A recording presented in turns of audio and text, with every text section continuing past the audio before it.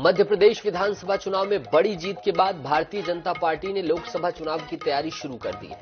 Party mission 29 पर काम कर रही है, तो वहीं पार्टी के सामने उन 7 सीटों पर उम्मीदवारी पर भी सवाल बना हुआ है, जहां के सांसदों को विधानसभा चुनाव में उतारा गया था।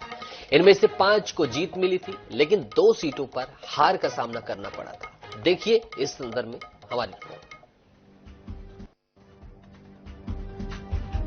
राज्य में लोकसभा की 29 सीट हैं और साल 2019 के लोकसभा चुनाव में बीजेपी ने 28 सीटों पर जीत दर्ज की थी। कांग्रेस सिर्फ छिंदवाड़ा में जीत हासिल कर सकी थी, जहां से सांसद नकुल नाथ हैं। अब बीजेपी छिंदवाड़ा पर भी नजर गड़ाए हुए है। सभी 29 सीटों पर जीतने के लिए मिशन 29 बनाया है। बीजेपी ने विधानसभा चुनाव में अपनी रणनीति के मुताबिक 3 तत्कालीन केंद्रीय मंत्रियों सहित कुल 7 सांसदों को मैदान में उतारा था। इनमें से 5 को तो जीत मिली है, लेकिन 2 को हार का सामना करना पड़ा। अब बीजेपी के सामने चुनौती है नए चेहरों की तलाश की।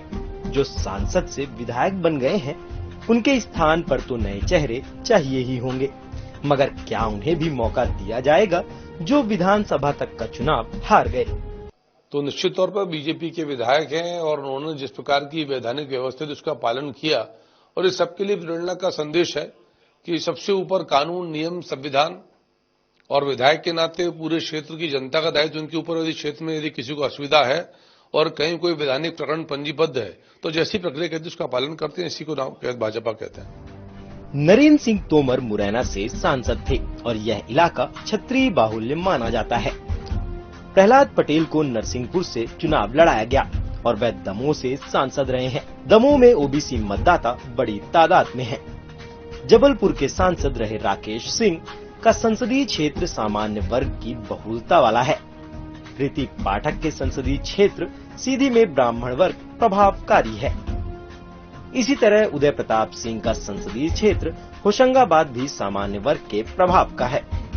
सतना से गणेश सिंह और मंडला से केंद्रीय मंत्री फग्गन सिंह कुलस्ते को हार का सामना करना पड़ा है। सतना की बात करें तो यह ओबीसी वर्ग के प्रभाव वाला संसदीय क्षेत्र है और मंडला आदिवासी वर्ग का। पार्टी के अंदर एक सवाल उठ रहा है, क्या इन विधानसभा हारने वाले सांसदों को मैदान में उतारा जाएगा? अगर मौका दिया जाता है तो जनता के बीच क्या संदेश जाएगा?